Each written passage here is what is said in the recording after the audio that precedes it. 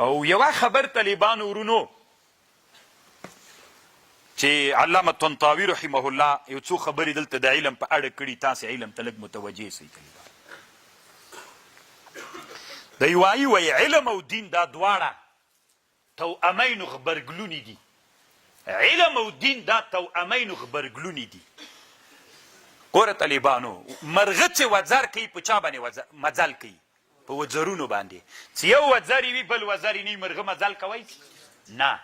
نو طالبانو دا علم او دین دا دواړه لکه د مرغه وزرونه داسې دي. که یو وزر وي او وزر یې نه مرغه جای په جای پروت ده. کوشش وکئ، دا ټولنه مرغه ده، دا ټولنه چې پرمختګ و پرواز کوي دا په وزرونو کوي. نو د علم وزر هم مه پرې کوئ، د دین وزر هم مه پرې کوئ، دواړه ملګري کوي.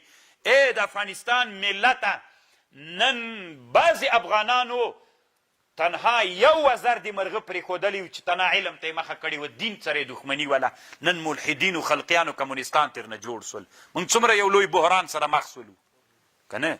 بله ټولنه راغلله چې هغوی ځان علما بلي، هغوی تنها دین ته توجه وکړله. طالبانو دومره شاته پاتې دي چې تر نن زمانه کې څوک نه لري. مرمۍ نسي جوړولی، د امپور مرمۍ موږ نسو جوړولی، پردۍ ده. نو د چا له لاسه؟ دغه انسانانو هغه هم افراط وکړه، دغه هم افراط وکړه. هغوی ویلې چې څوک پرمختګ نه، تنها څوک علم هم کار ور نه کړ، دین نه ورسره. دلته کوپر راوسته، یو کوپر راوسته، بل ور بل کوپر. دغو خلکو چې ویلې چې څوک کار ورکوي، تنها دین کار نه ورکوي. ځکه دین داسې د طالبانو لکه یو مرغه غوندې ته به الوځې، پرواز به ورکوې. پرواز په چا باندې کېږي؟ علامه طنطاوي رحمه الله وی که چېرته دا توأمان چې دي د دواړه سره ملګري کې، نو بیا پرواز کولی سي، که نه مړ کېږي درنه.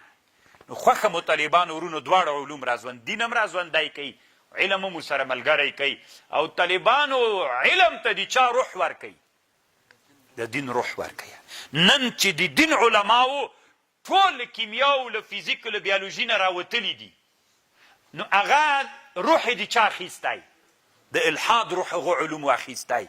نو بیا دوی څه وایي چې هغه مکتبی ولې بیا کافر سو، هغه ولې کافر سو، هغه ولې امریکا راوستل، هغه ولې داسې کړه. علت یې ته د دین رهبره، ځکه یې ته رهبر یې چې همغه علومو ته روح چا ورکاو؟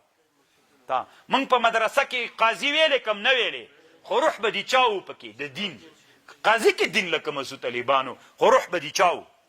په میبزي کې به موږ طالبانو په صدرا کې ابطال د جزئیات جزا خبره کوله، خو روح به د دین و پکې. هغه به طالب به لا بیخي د قرآن و حدیث په معنا نه پوهېږي، مانځه په معنا به نه پوهېده، خو دلته به جهاد کېده. روح به د چا ورسره؟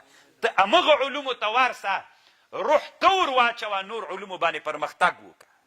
د چا له لاسه؟ موږ له لاسه. طالبانو خوښه مو طالبانو ستیکه راپورته کوئ که نه؟ طالبانو ورونو، علامه طنطاوي وی نن عصر کې وی هغه څیره څه ورته وایي، د برطانیا ښیي، د ده یو عالم ښیي، ډېر مشهور عالم یې ده. وی دغه د برطانیې عالم یو ورځ وی ناسته وی چې د موږ ټولنه څومره شاته پاتې ده او د موږ په ټولنه د برطانیا کې خلک علم نه زده کوي. وی دی وایي چې دی ډېر افسوس و شکایت کوي چې د موږ د لندن خلکو علم نه ده زده کړی. دی وی دا شکایت موږ وکړو که دوی چې یو وارې کوي، موږ به اسلامي ټولنه زر وارې ډېر شکایت وکړو. دوی کې خو بیا هم ډېر علما صحیح د کافران دي، په خپل کفر کې څومره علم لري. موږ طالبانو موږ په ټولنه کې څومره په افغانستان کې، یعنې طالبانو که فکر وکوئ په افغانستان کې 100 کې 80 انسانان د افغانستان د علم زمینه نه ده ورته مساعده. بیا که د علم زمینه ورته مساعده ده، تخصصات نه لري چې نوره دنیا کې لابراتوارونه په شفاخانو په تعلیمي ځایونو کې ورته ایښي دي چې هغې کې مطالعه وکړي، پرمختګ وکړي او څوک وکړي. نو دی نه طالبانو دا اوس مثلا زه یو مثال درته یم. طالبانو ورونو یوه قواله ده، په دې قواله کې یې داسې لیکلي چې ده په ده باندې ده ته یوه مځکه ورکړې 100 جربه ټکي ورته کړي دي. بیا دی راجګ سوی طالبانو هغه ته یو ټکی بل کړی د 1000 جربه. اوس زمانه کې طالبانو ورونو د علم دومره په مخ باندې تللی ده، لابراتوار ته یې وروړي، علمي د لابراتوارونه دي، دغه لابراتوار کې داسې چل کوي، هغه ته چې ورکړه درته وایي چې دا خط دومره وخت مخکې لیکل سوی ده او دا 3 ټکي د دغه وخت دي، دا بل ټکی چې دا عین همغسې د په سترګو نه پې پوهېږي، تا ته وایي چې دا ټکی شل کاله 30 کاله 50 کاله 100 کاله بعد د ټکی ورکړل سوی ده. نو دا علم چې ما طلب لاتار درلودلی په مدرسه کې تعلیمي جای کې دا مدعیان مرتبې ته راوړي وي د تزویر د فساد ټول څوک به نیول سوی مخ به نیول سوی. قواله رښتیا ده که دروغ د طالبانو معلومات کېږي دا خو د 100 کاله مخکینی فرمان د قواله راوړه هغه 20 کاله مخکې لیکل سوې ده. نو هغه تا ته معلومات درکوي د علم دومره پرمختګ وکړي. ماشکې ویلې چې اوبه دي که نه روزه خو روزه ده.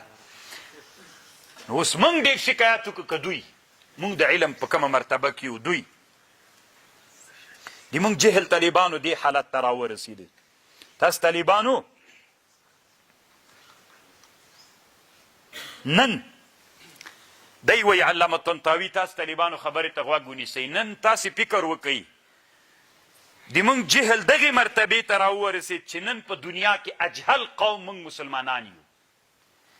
نن په دنیا کې تر ټولو نه ضعیف قوم موږ یو، محکوم قوم موږ یو، ځپل سوی قوم موږ یو. دی وایي علامه طنطاوي د اسلامي امت علماو وی دا علوم طبیعي څه دي؟ دا عبادت صامته ده، چپ عبادت ته ده. دغه علوم طبیعي دا علوم طبیعي دا پټ عبادت ده. دلیل راوړي فاعلم ان هذا هو الذي عليه مدار الاسلام كما في هذه التفكر یو ساعت تفکر کول خیر ده من عبادت سنة. یو ساعت تفکر کول د یو کال د عبادت نه افضله ده.